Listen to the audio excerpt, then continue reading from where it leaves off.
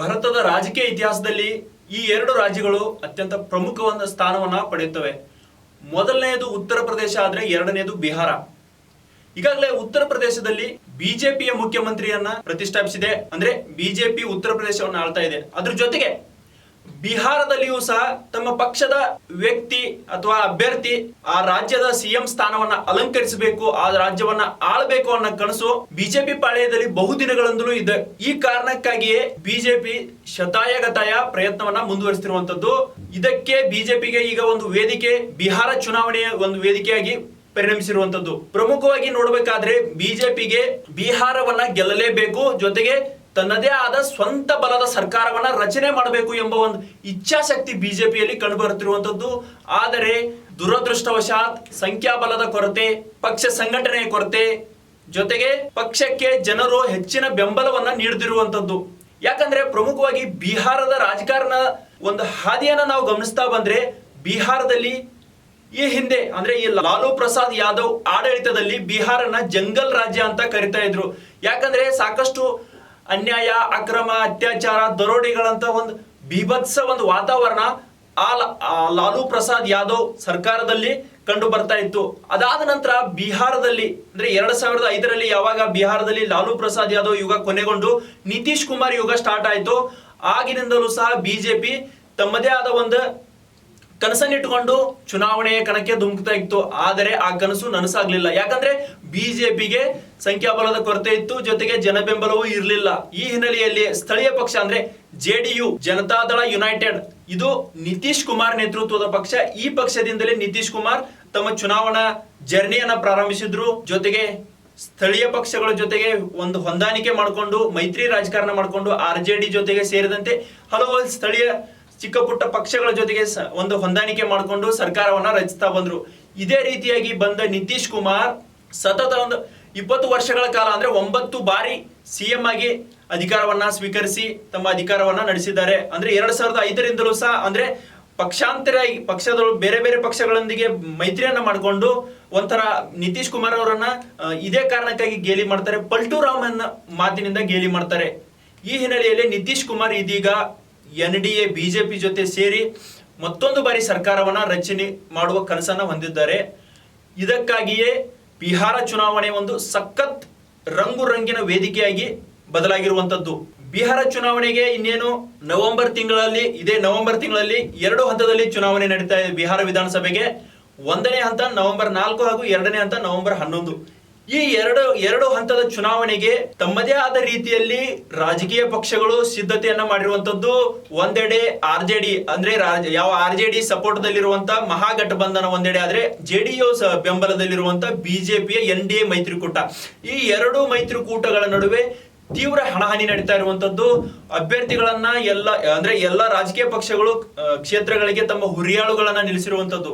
BJP ಮೈತ್ರಿ ಧರ್ಮ ಪಾಲನೆ ಮಾಡಿ 101 ಅಂದ್ರೆ ಬಿಜೆಪಿ ಹಾಗೂ RJD ಪಕ್ಷಗಳು 101 ಸ್ಥಾನಗಳನ್ನ ಹಂಚಿಕೆ ಮಾಡಿರುವಂತದ್ದು. 243 ವಿಧಾನಸಭೆಯ ಸಂಖ್ಯಾಬಲ ಇರುವ ಬಿಹಾರದಲ್ಲಿ ಬಿಜೆಪಿ ತನ್ನದೇ ಆದ ಸ್ಟ್ರಾಟಜಿಯನ್ನ ಮಾಡಿರುವಂತದ್ದು. ಸ್ಥಳೀಯ ಪಕ್ಷಗಳಿಗೂ ಸಹ ತಮ್ಮ ಒಂದು ಮೈತ್ರಿಕೂಟದಲ್ಲಿ ಆದ್ಯತೆಯನ್ನು ನೀಡಿರುವಂತದ್ದು. ಕೇಂದ್ರ ಸಚಿವ ಚಿರಾಗ್ ಪಾಸ್ವಾನ್ ನೇತೃತ್ವದ LJP ಜೊತೆಗೆ ಉಪೇಂದ್ರ ಕುಶ್ವಾ ನೇತೃತ್ವದ RLM ಹಾಗೂ ಕೇಂದ್ರ ಸಚಿವ ಜಿತನ್ ರಾಮ್ ಮಾಂಜಿ ನೇತೃತ್ವದ HAM, ಈ 3 ಪಕ್ಷಗಳಿಗೂ ಸಹ ಅಂದ್ರೆ ಒಂದು ಪ್ರಾತಿನಿಧ್ಯವನ್ನು ನೀಡಿರುವಂತದ್ದು. ಚಿರಾಗ್ ಪಾಸ್ವಾನ್ 29 ಸ್ಥಾನಗಳನ್ನ ಪಡೆದುಕೊಳ್ಳಲು ಯಶಸ್ವಿ ಆದ್ರೆ ಜಿತನ್ ರಾಮ್ ಮಾಂಜಿ ಹಾಗೂ ಉಪೇಂದ್ರ ಕುಶ್ವಾ ತಲಾ 6 ಸ್ಥಾನಗಳನ್ನ ಪಡೆದಿರುವಂತದ್ದು. ಆದರೆ ಆರಂಭದಲ್ಲಿ ಇದೇ NDA ಮೈತ್ರಿಕೂಟದಲ್ಲಿ ಸೀಟು ಹಂಚಿಕೆ ಅಂದ್ರೆ ಸ್ಥಾನ ಹಂಚಿಕೆಯ ನಡುವೆ ಬಿಕ್ಕಟ್ಟು ಪ್ರಾರಂಭವಾಗಿರುವಂತದ್ದು. ಯಾಕಂದ್ರೆ ಸ್ಥಳೀಯ ಪಕ್ಷಗಳು ಜೊತೆಗೆ ರಾಷ್ಟ್ರೀಯ ಪಕ್ಷಗಳ ನಡುವೆ ಒಂದು ಪೈಪೋಟಿ ನಡೆದು ಕೇಂದ್ರ NDA ಮೈತ್ರಿಕೂಟದಲ್ಲಿ ಒಂಥರ ಬಿಕ್ಕಟ್ಟು ಹೈಕಮಾಂಡ್ ನಾಯಕತ್ವದಲ್ಲಿ, ಹೈಕಮಾಂಡ್ ಮಟ್ಟದಲ್ಲೂ ಇದೊಂದು ತಲ್ಲುವಾಗಿ ಪರಿಣಮಿಸಿತ್ತು. ಬಿಜೆಪಿ ಹೈಕಮಾಂಡ್ ನವರು ಇದನ್ನ ಶತಾಯಗತಾಯ ಪರಿಹರಿಸಿ ಬಿಹಾರ ಚುನಾವಣೆಯಲ್ಲಿ NDA ಮೈತ್ರಿಕೂಟ ಸರಾಗವಾಗಿ ಬಹುಮತವನ್ನು ಸಾಧಿಸಲು ಬೇಕಾದ ಒಂದು ತಂತ್ರಗಾರಿಕೆಯನ್ನ ಹೆಣೆದು ಕೊನೆಗೂ ಬಿಜೆಪಿ ನಾಯಕರು ಸೀಟು ಹಂಚಿಕೆಯ ಪ್ರಕ್ರಿಯೆಯನ್ನ ಸರಳವಾಗಿ ಮುಗಿಸಿ ಅಂತಿಮವಾಗಿ ಚುನಾವಣಾ ಅಖಾಡಕ್ಕೆ ಧುಮುಕಿದ್ದಾರೆ. ಚುನಾವಣಾ ಪ್ರಚಾರದಲ್ಲಿಯೂ ಭಾಗಿಯಾಗ್ತಿದ್ದಾರೆ.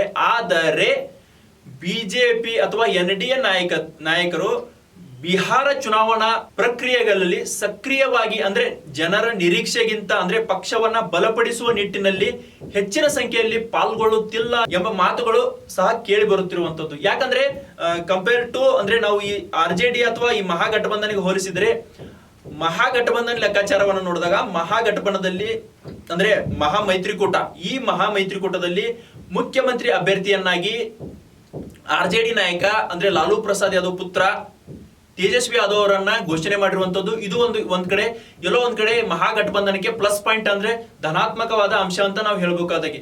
ಯಾಕಂದ್ರೆ ಯಾವುದೇ ಒಂದು ಪಕ್ಷ ಚುನಾವಣೆಗೆ ಧುಮುಕಿದಾಗ ತನ್ನ ನಾಯಕತ್ವವನ್ನು ಘೋಷಿಸಿಕೊಂಡ್ರೆ ಪಕ್ಷದ ಮುಂದಿನ ಹಾದಿ ಸುಗಮವಾಗುತ್ತೆ, ಜನರ ವಿಶ್ವಾಸ ಗಳಿಸುವಲ್ಲಿ ಒಂದು ಪ್ಲಸ್ ಪಾಯಿಂಟ್ ಆಗುತ್ತೆ ಎಂಬ ಮಾತು ಸಹ ರಾಜಕಾರಣದಲ್ಲಿ ನಾವು ಕೇಳ್ತಿರುವಂತದ್ದು. ಈ ಹಿನ್ನೆಲೆಯಲ್ಲಿ ಬಿಜೆಪಿ ಕೆಲವೊಂದು ಸ್ಥಳಗಳು ಕೆಲವೊಂದು ವಿಚಾರಗಳಲ್ಲಿ ಎಡವಿತಾ ಎನ್ನುವ ಪ್ರಶ್ನೆಗಳು ಕೇಳಿ ಬರುತ್ತಿರುವಂತದ್ದು. ಯಾಕಂದ್ರೆ ಬಿಜೆಪಿ ನಾಯಕರು ಅಥವಾ NDA ನಾಯಕರು ಬಿಹಾರ ಚುನಾವಣಾ ಪ್ರಚಾರದಲ್ಲಿ ನಿರಾಸಕ್ತಿ ತೋರಿಸಿದ್ರ ಅನ್ನೋ ಚರ್ಚೆಗಳು ಕೇಳಿ ಬರುತ್ತಿರುವಂತದ್ದು. ಯಾಕಂದ್ರೆ ಈಗಾಗಲೇ ಕಾಂಗ್ರೆಸ್ ನಾಯಕ ಅಂದ್ರೆ ಸಂಸದ ರಾಹುಲ್ ಗಾಂಧಿ ಸೇರಿದಂತೆ ತೇಜಸ್ವಿ ಯಾದವ್ ಸೇರಿದಂತೆ ಆ ಮಹಾಗಠಬಂಧನದ ನಾಯಕರು ಚುನಾವಣಾ ಅಖಾಡಕ್ಕೆ ಪ್ರಚಾರದ ಅಖಾಡಕ್ಕೆ ಧುಮುಕಿ NDA ವಿರುದ್ಧ ಬಿಜೆಪಿ ನಿತೀಶ್ ಕುಮಾರ್ ವಿರುದ್ಧ ತಮ್ಮ ವಾಗ್ಬಾಣಗಳನ್ನ ಬಿಡುತ್ತಿರುವಂತದ್ದು. ಆದರೆ ಕೇವಲ ಬಿಜೆಪಿಯಲ್ಲಿ ಎರಡು ಫೇಸ್ ಅಂದ್ರೆ ಒಂದು ಪ್ರಧಾನಿ ನರೇಂದ್ರ ಮೋದಿ ಸೇರಿ ಹಾಗೂ ಕೇಂದ್ರ ಗೃಹ ಸಚಿವ ಅಮಿತ್ ಶಾ, ಈ ಇಬ್ಬರೇ ಕೇವಲ ಬಿಹಾರ ಚುನಾವಣಾ ಪ್ರಚಾರವನ್ನ ತಮ್ಮ ಒಂದು ಪ್ರತಿಷ್ಠೆಯನ್ನಾಗಿ ತೆಗೆದುಕೊಂಡಿದ್ದಾರೆ ಅಂತ ಹೇಳ್ಬಹುದಾಗಿದೆ. ಯಾಕಂದ್ರೆ ಬಿಹಾರದಲ್ಲಿ 36% ಹಿಂದುಳಿದ ವರ್ಗಗಳು ಮತದಾರರಿದ್ದಾರೆ. ಇವೇ ನಿರ್ಣಾಯಕ ಮತಗಳು. ಈ ಹಿನ್ನೆಲೆಯಲ್ಲಿ ಯಾದವ್ ಸಮುದಾಯ ಈ ಹಿಂದಿನಿಂದಲೂ ಸಹ ಸಾಂಪ್ರದಾಯಿಕವಾಗಿ ಲಾಲೂ ಪ್ರಸಾದ್ ಯಾದವ್ ಅವರನ್ನ ಬೆಂಬಲಿಸ್ತಾ ಬರ್ತಾ ಇದೆ. ಇದೊಂದು ಅವರಿಗೆ ಮಹಾಗಠಬಂಧನಕ್ಕೆ ಒಂದು ಪ್ಲಸ್ ಪಾಯಿಂಟ್. ಆದ್ರೆ ನಿತೀಶ್ ಕುಮಾರ್ ಮತ್ತೊಂದು ಬಾರಿ CM ಆಗುವ ಒಂದು ಕನಸಿನಲ್ಲಿದ್ದಾರೆ. ಆದರೆ ಬಿಜೆಪಿ ಇದಕ್ಕೆ ಅವಕಾಶ ಮಾಡಿ ಕೊಡುವುದು ಸಾಕಷ್ಟು ಅನುಮಾನವೇ ಆಗಿದೆ. ಯಾಕಂದ್ರೆ ಈ ಬಾರಿ ಚುನಾವಣೆಯಲ್ಲಿ ಗೆದ್ದು ತಮ್ಮದೇ ಪಕ್ಷದ ಅಭ್ಯರ್ಥಿಯನ್ನ ಮುಖ್ಯಮಂತ್ರಿಯನ್ನಾಗಿ ಮಾಡಬೇಕೆಂಬ ಹಠ ಛಲ ಕೇಂದ್ರ ಬಿಜೆಪಿ ನಾಯಕರಲ್ಲಿದೆ. ಈ ಹಿನ್ನೆಲೆಯಲ್ಲಿಯೇ ನಿತೀಶ್ ಕುಮಾರ್ ಅವರನ್ನ CM ಸ್ಥಾನದಿಂದ ಕೆಳಗಿಳಿಸುವ ಒಂದು ಪ್ರಯತ್ನದ ಭಾಗವಾಗಿ ಈಗಾಗಲೇ ಬಿಜೆಪಿ NDA ತನ್ನ ಮುಖ್ಯಮಂತ್ರಿ ಅಭ್ಯರ್ಥಿಯನ್ನ ಘೋಷಿಸದಿರುವುದು ಒಂದು ಪ್ರಮುಖವಾದ ಕಾರಣವಾಗಿರುವಂತದ್ದು. ಯಾಕಂದ್ರೆ ಈಗಾಗಲೇ ಮುಖ್ಯಮಂತ್ರಿ ಸ್ಥಾನದ ಅಭ್ಯರ್ಥಿಯನ್ನ ಘೋಷಣೆ ಮಾಡಿದ್ರೆ ಪಕ್ಷಕ್ಕೆ ಮತ್ತಷ್ಟು ಹಿನ್ನಡೆ ಆಗಬಹುದು. ಈಗಾಗಲೇ ಬಿಹಾರದಲ್ಲಿ ಪಕ್ಷಕ್ಕೆ ಯಾವುದೇ ರೀತಿಯ ಭದ್ರ ಬುನಾದಿ ಇಲ್ಲ, ಪಕ್ಷದಲ್ಲಿ ನಾಯಕತ್ವದ ಕೊರತೆ ಇದೆ.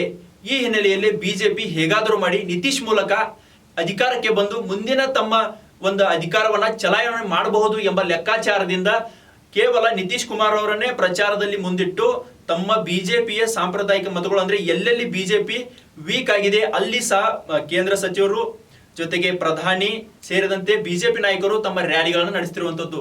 ಒಂದೆಡೆ ನೋಡಬೇಕಾದ್ರೆ ಈಗಾಗಲೇ ಆರೋಪ ಪ್ರತ್ಯಾರೋಪಗಳು ನಡೀತಿರುವಂತದ್ದು. ನೇರವಾಗಿ ಪ್ರಧಾನಿ ನರೇಂದ್ರ ಮೋದಿ ಅವರು RJD ನಾಯಕರ ವಿರುದ್ಧ ವಾಗ್ದಾಳಿಯನ್ನು ನಡೆಸಿರುವಂತದ್ದು, ಕಾಂಗ್ರೆಸ್ ನಾಯಕರ ವಿರುದ್ಧ ವಾಗ್ದಾಳಿಯನ್ನು ನಡೆಸಿರುವಂತದ್ದು.